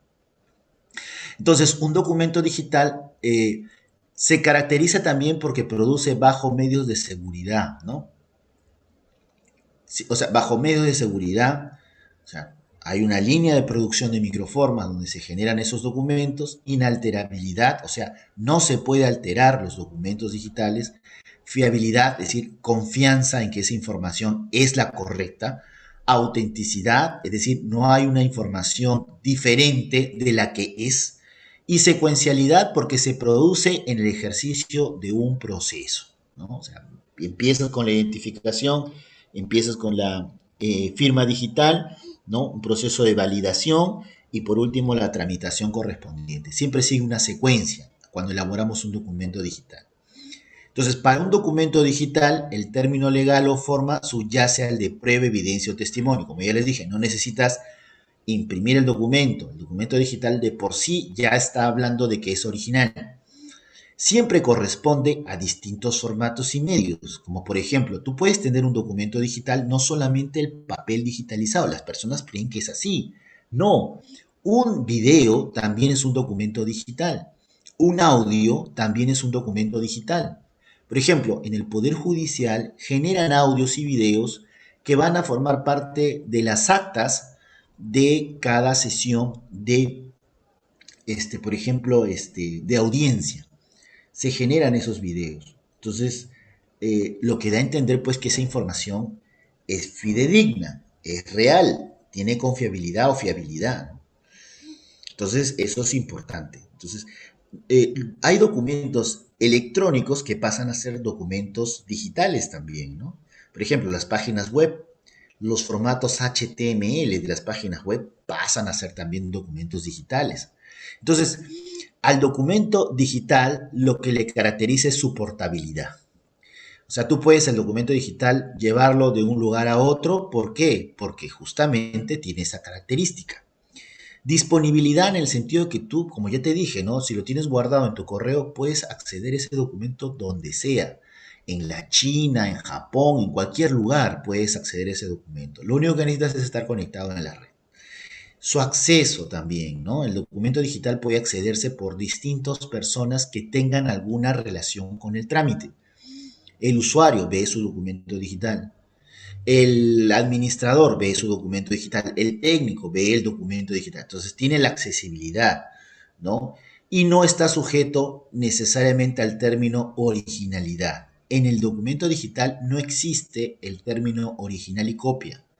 Cada documento digital de por sí tiene características que lo hacen único, pero al mismo tiempo podemos tener ese documento digital en múltiples características para distintos tipos de sistemas. Ejemplo, tú digitalizas con firma electrónica digital tu currículum vitae y presentas ese archivo, ese mismo archivo lo mandas adjunto para distintas convocatorias, es válido. No podría hacerse lo mismo si fuera de papel, tendrías que sacarle copia y mandarlo a distintas instituciones y para eso tendrías que fedatearlo. Y eso es un término pues más engorroso. En cambio, en caso de que tú quieras presentarte a distintos concursos, tú puedes ese mismo documento digital adjuntarlo a tu solicitud del concurso y tiene el mismo valor. ¿Correcto? Entonces no existe pues el término originalidad. Para generar documentos digitales tenemos que tener confianza, pues, ¿no? De que la información que se está generando es la información que también se está recibiendo. En ese caso, una firma electrónica tiene una función que transforma en forma criptográfica, es decir, un poco que cambia la figura, ¿no es cierto?, de lo que nosotros emitimos a un valor criptográfico. Por ejemplo, la palabra zorro, aplicando una función criptográfica llamada función hash, cambia a un determinado ciclo de letras, ¿no es cierto? Entonces, este algoritmo que hace que cambien las letras o el texto por un código numérico es lo que determina la seguridad de la información que se va a ir generando, ¿no?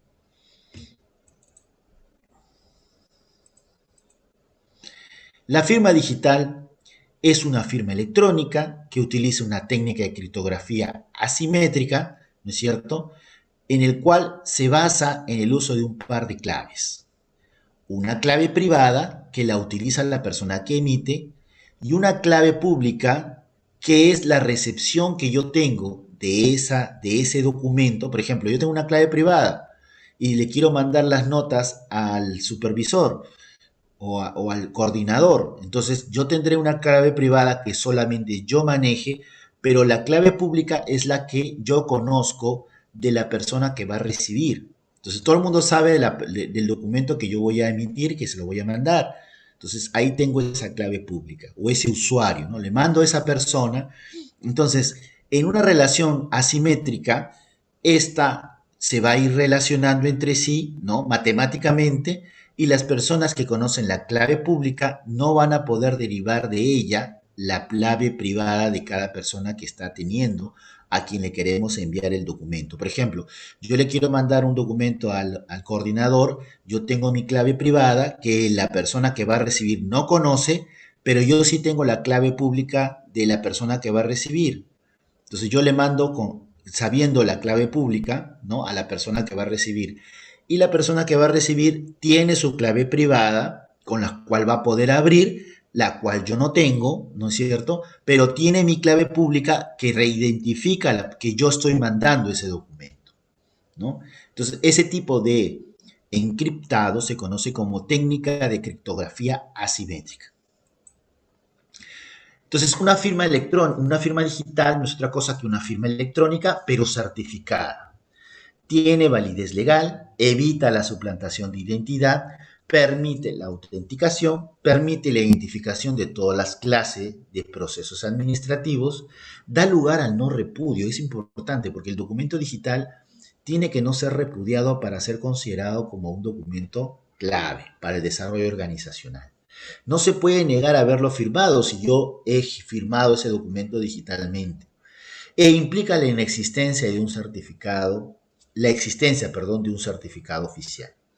Este certificado es emitido por un organismo o institución, en este caso la RENIEC, y la entidad valida la firma y la identidad de la persona que realiza, ¿no? Entonces hay una garantía de autenticidad, integridad y no rechazo. ¿Correcto?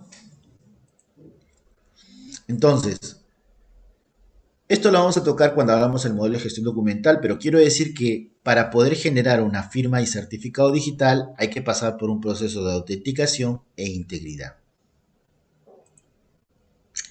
Los certificados digitales no son otra cosa que licencias que le damos a una empresa quien se encarga de verificar, autenticar que el sistema de generación de firmas digitales sea el correcto. Es decir, es el respaldo que tenemos por parte de una entidad que le da la seguridad que las personas que están firmando sus documentos sean reconocidos ante un ente o una autoridad correspondiente. Por ejemplo, si yo soy fiscal y firmo digitalmente, hay un certificado digital que me respalda diciendo que yo soy la persona que está firmando ese documento, ¿no? Bien, en este mejor de los casos, pues, el que mejor autoriza y tiene la certeza de ser la persona que dice ser es lo que conocemos como el DNI electrónico, ¿no? Bien, ¿hasta aquí hay alguna pregunta? Esto lo vamos a tocar cuando hagamos firma electrónica, pero quiero adelantarles para que ya no exista ningún tipo de dudas. ¿Alguna pregunta? ¿Algún comentario? ¿Alguna queja? ¿Algún debate?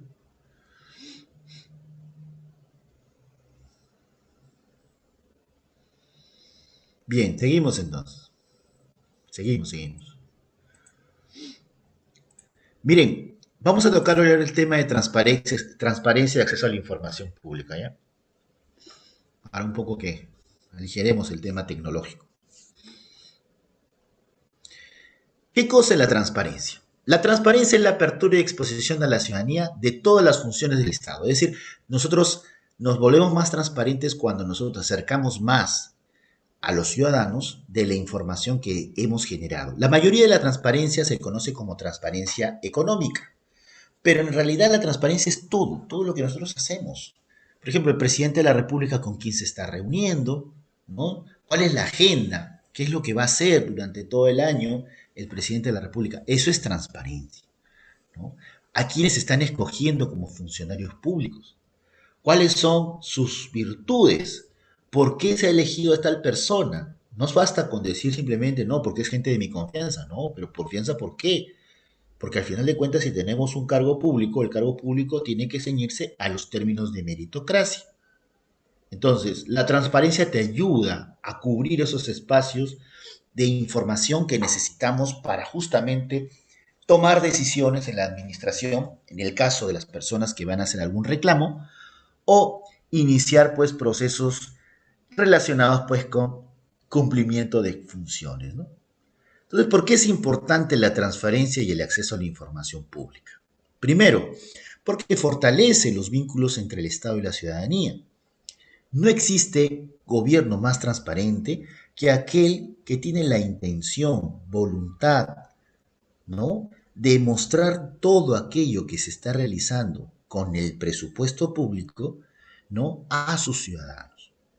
Además, empodera al ciudadano, ya que le permite una mayor participación. Eso se llama, pues, participación ciudadana en la gestión pública. Porque una forma de transparencia es que, brindando la información, el ciudadano pueda advertir que existe un problema o que no se están satisfaciendo algunas necesidades, ¿no? Entonces, es mejor empoderar al ciudadano. Contribuye a prevenir la corrupción, claro que sí. Cuando menos transparentes somos, más corruptos aparentamos ser. Entonces es importante manejar ese principio y ese criterio o esa característica de nuestra gestión por mostrar aquello que hemos elaborado durante la misma. La transparencia también permite el ejercicio de otros derechos, por ejemplo, el derecho a participación ciudadana, ¿no? Todas las personas que piden, por ejemplo, por Contraloría, perdón, por transparencia, el gasto público, participan activamente en el control ciudadano. Y hoy más que nunca, ¿no? Con este tema de las nuevas elecciones, este gobierno pues está bastante controlado por parte de gran cantidad de personas que quieren saber en qué se está gastando, en qué se está invirtiendo, etcétera, etcétera. Asimismo, aumenta los niveles de democracia y eficiencia en la administración. Lógicamente, si tú trabajas con transparencia, la eficiencia tiene que caer de por sí. Existen dos tipos de transparencia, la transparencia pasiva y la transparencia activa. La transparencia pasiva es aquella que se mide a través del acceso a la información pública a través de solicitudes, es decir, tú estás expectante o estás a la expectativa de aquellas solicitudes que van a entrar o se van a tramitar por el portal o bien también por mesa de partes, ¿no es cierto?, pidiendo información relacionada con un tipo específico de datos, ¿no? Entonces, acuérdense bien que la información es una secuencia de datos. Entonces, esos datos se van a brindar en la información solicitada por el administrado. Esa es la transparencia pasiva. Y la transparencia activa, que es la que todos necesitamos realmente en la administración pública, es la publicidad de la información a través de diferentes medios. Uno de ellos, por ejemplo, es el portal web institucional o el portal institucional de transparencia de la institución y del Ministerio de Economía y Finanzas. La mayor parte no está actualizada o está actualizada en forma pues no oportuna, inoportuna, porque no lo han hecho a tiempo, ¿no? Sea porque se trata de una obligación legal o no aún siéndolo. En realidad, todas las entidades públicas tienen que ser transparentes. Yo estaba organizando un encuentro de archivos municipales y por transparencia quería saber cuáles son los medios de comunicación con algunas municipalidades del interior del país. Gran sorpresa me llevé cuando más del 80% de municipalidades distritales, por ejemplo, no tienen un portal donde identifique pues los servicios, quiénes son los funcionarios, cómo tienes que mandar un documento. No existen esos medios de tramitación.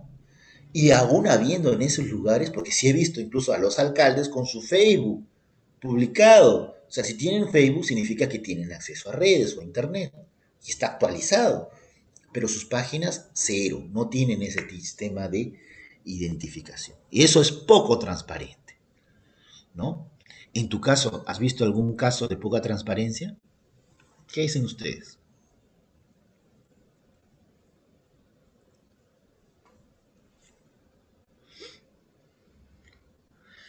Bueno, la transparencia nace con un derecho que tienen todos los ciudadanos y es el derecho de acceso a la información pública. Es un derecho, los derechos, miren, se clasifican en varios tipos, ¿no? Existen derechos humanos, pero también existen, aparte de los derechos humanos, los derechos fundamentales. Y el derecho a acceso a la información es un derecho fundamental. Toda persona, natural o jurídica, tiene ese derecho y faculta a estas personas a solicitar y recibir información pública que ha sido generada o que ha sido producida o que esté en posesión de la entidad de la administración pública, ¿no?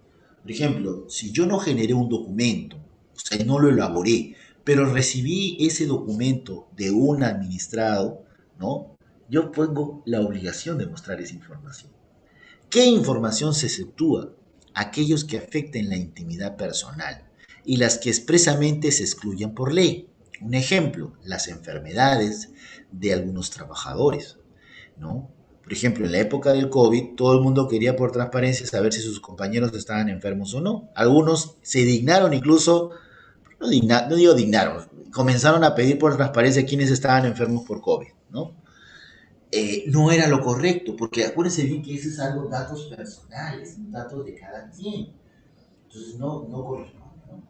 Entonces, son datos que afectan la intimidad personal, ¿no? Entonces, eso tiene que estar excluido por ley también, ¿no? Por ejemplo, los datos de seguridad, De repente estás procesando a alguien, estás siguiendo los pasos a alguien que está cometiendo una falta o un delito y quieres pedir esa información. Eso, mientras que esté en proceso de investigación, como es lógico, tiene sus restricciones, ¿no? El derecho al acceso a la información pública no requiere justificar ni motivar el pedido. No lo justificas porque es tu derecho. Tú tienes que acceder a esa información, ¿no? A pesar de que tu jefe te mire mal después, uy, algo me quiere hacer y duda lógicamente de ti, pero es tu derecho. No puedes ser amedrentado por pedir información pública. Y siempre se debe asumir únicamente el costo de reproducción de la información solicitada. Hasta esto ya ha sido largamente superado. ¿Por qué? Porque si pides el documento en soporte digital, ya no tienes que pedir pues que pagar una tasa porque te lo guarden en digital. Eso ya sería absurdo. No hay ningún costo en digitalizar un documento. Bueno, el tema de la luz ya, cóbrame la luz, pues, ¿no? Cóbrame la luz correspondiente. Pero en realidad no debería, porque supuestamente, pues, es parte del presupuesto público. Ahora bien, ¿cuáles son los principios? ¿Por qué nace este tema de transparencia o acceso a la información pública? Hay varios temas, ¿no? Por ejemplo, el principio de universalidad, donde toda persona es titular del derecho de acceso a la información pública. Todos tenemos ese derecho de poder acceder a la información que se produce en el Estado, porque todos formamos parte del Estado, ¿no? A ver, ¿alguien sabe cuánto se pagó, cómo han sido los negocios de la compra de vacunas? Nadie lo sabe. Y hay contratos que dicen tienen ciertas restricciones de información y eso no es correcto. Porque el acceso a la información pública es que todo el mundo sepa cómo se pagó, por qué se pagó de esa manera, ¿no? Entonces, eso es importante. Hay un principio entonces de máxima divulgación, donde toda información producida en posesión de la entidad es accesible, salvo excepciones. Entonces, de por sí tú no tienes por qué justificar que los documentos sean accesibles, nacen accesibles. Lo que tienes que justificar son las restricciones, es decir, qué restricción tiene la información que tú estás generando en el ejercicio de tu función. Al mismo tiempo, motivación adecuada de la negativa. Entonces tú tienes que tener motivación. Si no tienes motivación, no puedes restringir la información. Pero esa motivación tiene que estar dada por sustento legal, no tiene que estar dada por problemas administrativos que tú tengas en el ejercicio de tus funciones. Ejemplo, si te piden información de planillas del año 1980 y tú no tienes esa información y no tienes ni idea de dónde está esa información a pesar que deberías tenerla, ¿no? La responsabilidad es de la entidad, no es del ciudadano.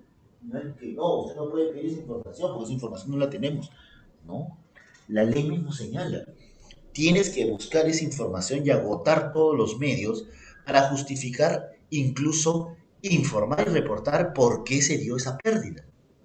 Tienes que saberlo, tú eres el funcionario responsable. Acuérdate bien, cuando tú asumes una función pública, asumes no solamente el pasivo, sino el activo de esa función. Entonces es importante que las personas reconozcan cuál es su responsabilidad. Entonces tienes que hacerlo. ¿Y dónde está establecido eso, profesor? Está en el Decreto Supremo número 070 del año 2013. Miren, ya cuántos años, ya van a cumplir 10 años ya, y algunos no saben eso, ¿no? Pero sí tienes que reconstruir el acto administrativo y garantizar de que el ciudadano reciba la información solicitada. Ahora bien, otro principio en materia de acceso a la información pública es la prueba de daño. Es decir, se tiene que acreditar meridianamente el daño alegado para no brindar esa información o para brindar esa información. Entonces necesitas los medios o justificaciones de prueba para poder ver justamente el daño. Entonces necesito pues acceder a la información que está garantizada, se encuentra en el archivo, en los documentos o en los reportes o la información que se encuentra en las computadoras de las instituciones públicas. Por último, otro principio en materia de acceso a la información pública es la segregación de la información. Entonces, con esto te permite pues el acceso a la información que sí tiene acceso público. Hay datos que están contemplados en los documentos que no deberían mostrarse. Ejemplo, direcciones de personas, Ejemplo, teléfonos, ¿no? Hay datos que no deben mostrarse. Sin embargo, se encuentran contemplados en documentos públicos. Entonces, ¿qué te señala este principio?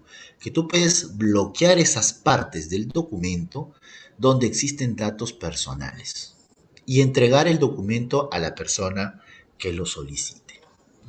Es el principio de segregación de la información. Otro de los principios en materia de acceso a la información pública, por ejemplo, es el principio de gratuidad. El acceso a la información es gratuita. Solo se cobran los costos de reproducción. No se debe cobrar más allá de estos costos. Y hay que hacer un análisis de costo de cuál es el costo que cobran por esta reproducción de documentos. El principio de oportunidad también. Hay plazos para entregar la información. Y eso es algo que todavía tenemos que aprender a usar esos plazos, ¿no? Porque lo que nos demuestra varios tesis y varios trabajos es que realmente no se están cumpliendo estos plazos y eso está mal. También el principio de calidad de información. Acá no tenemos que andar pues con el tema de atarantar al pobre administrado dándole información referencial que no nos lleva a satisfacer su necesidad de información. Por eso, la información que nosotros tenemos que brindar debe ser cierta, actual, precisa y completa. No creo que hay más explicación allí. También hay un principio que es la interpretación favorable, donde las formalidades tienen como finalidad garantizar la satisfacción del derecho al acceso a la información pública.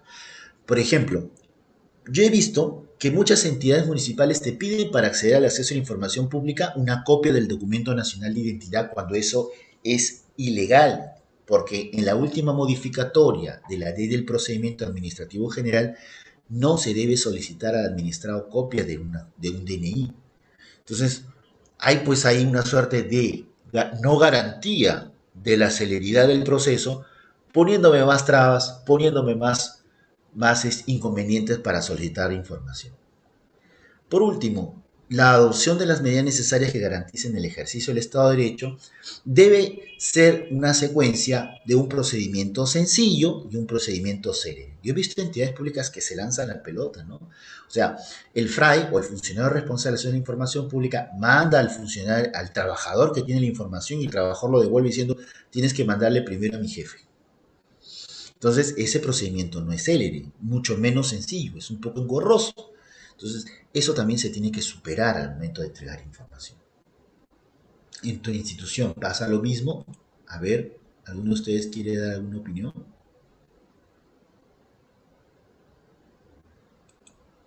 Bien, seguimos entonces. ¿Qué cosa es información pública? Toda información pública es aquella que, información, no documentos, información, es aquella que es creada, información suelta o producida a través de los documentos, ¿no? O obtenida. Por ejemplo, hay un dato que yo recibo de otra persona o de otra entidad que me sirve a mí para poder mostrar a los administrados. En posesión. Un caso de posesión, por ejemplo, cuando la Contraloría cautela información de una determinada empresa, esa información que está en la empresa sirve también como medio de mostrar el funcionamiento del aparato público, entonces está en posesión de la Contraloría preguntarles a ellos sobre esa información. Bajo su control, ¿sí? Documentos que yo no genero, pero que de repente un tercero lo está generando, pero que yo lo tengo bajo control porque son reportes los que me envían para poder graficar esa información que se está generando en una institución. Ejemplo, el Ministerio de la Producción tiene información que manejan las empresas pesqueras. Entonces, esa información está bajo su control, como tal, es información también pública. Pero siempre que es financiada por presupuesto público o que sirva de base a una decisión administrativa. Si la información no cumple con estos requisitos, entonces no es necesariamente información pública. Entonces, ¿qué cosa podemos pedir? Documentos, grabaciones de audio, videos en soporte digital o cualquier formato y fotografías. ¿Ya? ¿Qué entidades están bajo el ámbito de la aplicación de la ley? Todas las entidades de la administración pública están en aplicación de la ley. Básicamente, el Poder Ejecutivo, el Poder Legislativo, los gobiernos regionales, los organismos constitucionalmente autónomos y todo aquello que está señalado en el artículo 2 de la Ley 27806, que es la Ley de Transparencia y Acceso a la Información, o el artículo 1 de la Ley 27444, que es la Ley del Procedimiento Administrativo General. ¿Cómo podemos solicitar información pública? Puede ser mediante dos medios, o actualmente la información virtual es la más idónea, pero también puede ser presencial y puede ser de dos formas. Las personas creen que la información pública solamente se puede pedir de manera escrita, lo cual es un error. La información presencial también se puede pedir de manera verbal durante el horario de atención al público a través de la mesa de partes de toda institución pública. Puedes pedir verbalmente también información. Al mismo tiempo, por escrito, presentando una solicitud y de manera virtual enviando un correo electrónico a la dirección electrónica establecida para tal fin, o en muchos de los casos a través de los formatos y formularios alojados en las páginas o portales institucionales que manejen este tipo de requerimiento. La solicitud de acceso a la información siempre debe consignar obligatoriamente los datos personales, nombres y apellidos, número de DNI, dirección electrónica, y señalar en forma clara la información que deseamos obtener, ¿no? No es necesario indicar el motivo de tu solicitud, porque tú solamente asumes el costo de la reproducción de lo que necesitas. En materia de transparencia y acceso a la información, pues hay una secuencia de años, ¿no? Desde el año 93, con la emisión de la Constitución, en el artículo 2.5, que son los derechos internacionales, civiles y políticos a la transparencia, hasta el año 2019 con la última modificatoria de la Ley 27806, establecido con la Ley 30934, ¿no? Ha habido pues una modificatoria. Si vemos los ratios o los años, del 93 hasta el 2002, pues no hubo nada sobre transparencia de la información, por eso de repente han caracterizado ese gobierno hasta el 2002 como un gobierno pues muy oscuro, ¿no? Pero después vemos bastante avance, ¿no? 2002, 2003, ¿no? En los primeros años del 2000 se caracterizaba por buscar ser más transparente, pero de ahí hubo unos 10 años, del 2003 al 2013, donde no había mucho modificatoria, ¿no? Y luego, pues el 2017 ha sido un hito con el decreto legislativo 1353, que hace modificatorias y hace la creación ya de una autoridad nacional de transparencia de la información pública, donde se hacen las discusiones sobre los casos que de repente demandan mayor concentración. Hoy en día yo creo que hay un error en este tema del tribunal, porque el tribunal depende de un ministerio, debería ser un organismo autónomo la que determine de qué sistema de transparencia estamos hablando. Bien, en la política de modernización de la gestión pública al año 2001 y el llamado gobierno abierto, existe pues un componente muy fuerte de transparencia y acceso a la información, porque todos los actos generados pues tienen esa connotación, ¿no? Esa connotación. Entonces, hay un plan de acción y en ese plan de acción el Perú se encuentra en proceso de generar ese gobierno abierto. Hay ejes transversales y el gobierno abierto, que es parte o el resultado de esa transparencia, donde las organizaciones, la sociedad civil y los ciudadanos, primero, tienen tres características. Primero, obtener fácilmente información relevante y comprensible. No información no comprensible, sino comprensible. Interactuar, ¿no? Es decir, presentar documentos, recibir documentos, presentar solicitudes, recibir solicitudes y fiscalizar. ¿Para qué? Para participar en los procesos de toma de decisiones. Entonces, ¿cuáles son los compromisos que tiene el Estado en materia de acceso a la información? Primero, revisar y mejorar el marco normativo de transparencia. Hasta ahora ha habido pocos avances, como ya lo mencioné. Hay que revisar y mejorar la normatividad referente a la gestión documental. Eso es algo que hasta ahora se ha ido implementando. Durante mi gestión como jefe del área de investigación y normas archivísticas sacamos 19 normas que actualizaban los procesos archivísticos. Lamentablemente desde el año 2020 que yo me retiré, no, me retiré porque renuncié y pasé a otra área, ¿no? No ha habido nada, ¿no? 2020, 2021 no ha habido absolutamente nada. ¿Por qué? Le echan la culpa a la pandemia. Bueno, ¿cómo será, no? Al mismo tiempo, ha habido avances en compromisos, ¿no? Y esos avances han mostrado, pues, cierta generación de diagnósticos, revisión de datos, ¿no? Proyectos en general, ¿no? Pero el marco normativo no se ha actualizado. ¿Sabe lo que fue de repente una de las normas que modificó mucho el sistema de gestión de transparencia, que es la modificatoria del reglamento de transparencia sobre información? Muy interesante, por cierto, que es el decreto supremo número 070, ¿no?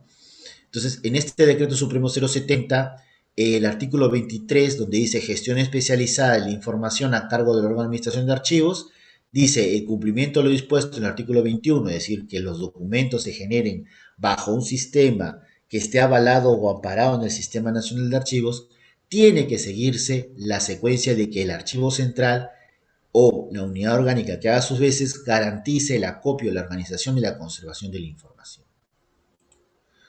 Entonces, la creación, organización, administración y control de los archivos se rige un poco a las normas del Sistema Nacional de Archivos. Entonces, la digitalización también. Y la conservación de la información en cuanto a la gratuidad de la búsqueda de documentos en los archivos, no se puede cobrar monto adicional a la reproducción. O sea, no hay tupa aquí que valga, ¿no? Toda información extraviada se debe obligatoriamente a buscar. Y esta búsqueda debe comunicarse al solicitante, ¿no? Muy aparte del perjuicio de las responsabilidades administrativas, civiles o penales que correspondan por extravío, destrucción, alteración, extracción o modificación indebida de la información en poder de las entidades públicas. El archivo central o el funcionario poseedor de la información según corresponda. O sea, debes agotar la búsqueda bajo responsabilidad de esa información. En caso no existan los cargos mencionados, no sean nombrados, designados sus responsables, la obligación es al secretario general, ¿no? Entonces, hay una responsabilidad. En toda entidad pública debe haber un FRAI. ¿Qué cosa es un FRAI? Es un funcionario responsable de acceso a la información. El titular designa a este FRAI. En caso de que el FRAI no haya sido designado, los sistemas de acceso a la información pública, ¿no? O los siempre se dirige al funcionario, las solicitudes de acceso a la información pública se dirigen al funcionario que tiene en su poder la información. Entonces, ¿qué cosa hace el FRAI? ¿Cuáles son sus obligaciones? Es atender toda solicitud de acceso a la información pública, de requerir información al área, de poner a disposición del solicitante la liquidación del costo de reproducción. Ellos se encargan de ver eso. Es la entrega de la información, la recepción de recursos de apelación por la denogatoria total o parcial del pedido de acceso a la información y proponer a la autoridad máxima, ¿no? Recursos o mejoras de eficiencia en la gestión. ¿Cuál es el plazo de atención de las solicitudes? Pues una solicitud en un plazo máximo de 10 días hábiles se tiene que entregar al usuario. Se informa del uso de la prórroga en una fecha cierta antes del cumplimiento de los días hábiles. Y la denegatoria siempre aplicando excepciones. No puede mediar respuesta considerando denegado su pedido. No, siempre tiene que haber una explicación lógica. ¿Se puede solicitar prórroga? Sí, 2 días hábiles más, ¿no? De constar en cualquier instrumento de gestión o acto de administración interna de fecha anterior a la solicitud que acrediten las gestiones administrativas iniciadas para atender la deficiencia. Es decir, no les puede decir al administrador, sabes que no te voy a dar. No, tienes que buscar la información, tienes que trabajarla, porque si tú no lo trabajas, no vas a poder reportar al usuario que estás haciendo esa búsqueda, ¿no? Entonces tiene que haber una comprobada y manifiesta falta de capacidad logística, una comprobada y manifiesta falta de recursos humanos o un significativo volumen de la información solicitada. Entonces, por única vez se informa la fecha de entrega, ¿no? Bien. Señores, la hora nos ha ganado, ya son las 9:05, ¿no? Entonces, pero quiero adelantarles algo sobre lo que vamos a ver la próxima sesión. Vamos a hablar sobre la organización de documentos, cómo se organizan los documentos, ¿no? Porque ya cumplimos acá con el tema de transparencia. Vamos a hablar una directiva para la organización de documentos archivísticos y vamos a hacer ejercicios sobre cómo vamos a organizar nuestros documentos. ¿correcto? Cualquier otra información me la hacen llegar a través de los módulos del aula virtual u otro tipo de consulta. Bueno, entonces hasta aquí quedamos, ¿no? Si hubiera alguna consulta adicional, ¿ninguna? Todo claro, profesor. Ok, bueno, entonces hasta aquí quedamos y nos estaríamos viendo el día lunes, ¿verdad? Sí, profesor, el día lunes y miércoles son las sesiones. Ok, entonces nos estamos viendo hasta el día lunes. Cualquier consulta, bueno, lo tramitan por medio del aula, ya me van a llegar las consultas, para poder atender las necesidades de información, ¿correcto? Bueno, conmigo será entonces hasta la próxima sesión. Ya la próxima sesión dejaremos ejercicio y espero que participen, ¿ah? Porque la evaluación está en torno también a la participación, ¿correcto? Por lo pronto, su compañera, Angie Vanessa, tiene una nota aprobatoria. Los demás tienen que participar, si no, como decía mi mamá, entonces nos estamos viendo la próxima sesión el día lunes. Gracias, ¿Ya? profesor. Hasta el Ok. lunes. Hasta el Gracias. día lunes. Hasta luego. Hasta luego. Profesor, buenas noches. Buenas noches.